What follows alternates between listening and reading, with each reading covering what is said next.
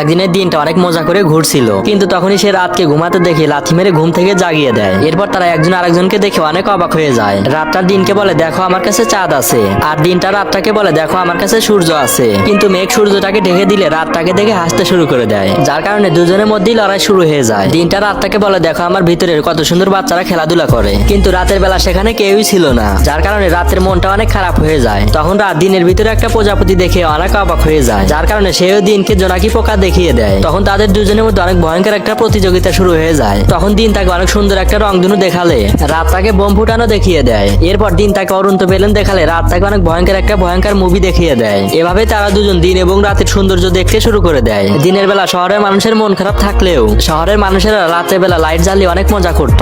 ধীরে ধীরে সন্ধ্যা হয়ে গেলে তারা দুজনই এক হয়ে যায় এবং তারা একে অপরকে গলা মিলালে দিন রাতকে পরিণত হয়ে যায়। এরপর দুজনই অনেক খুশি হয়ে যায়। যাওয়ার আগে আপনি কি দিন পছন্দ করেন না রাত পছন্দ?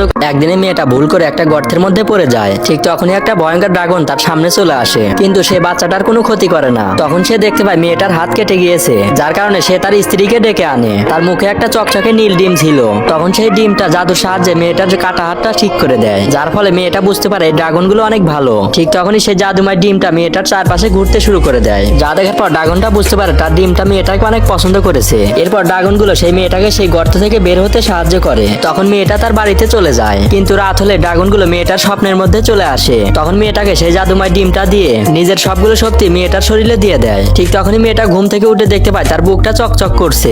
এরপর মেয়েটা ঘর থেকে বের হয়ে দেখতে পায় গ্রামের সৈনিকেরা একটা ড্রাগনকে মেরে ফেলেছে। তখন তারা ড্রাগনকে বিক্রি করার জন্য কেটে টুকরো টুকরো কেটে ফেলেছিল, যার কারণে মেয়েটা মন খারাপ করে কান্না করতে শুরু করে দেয়। পরের পর্ব দেখতে চাইলে ভিডিওতে একটা লাইক করে দিও।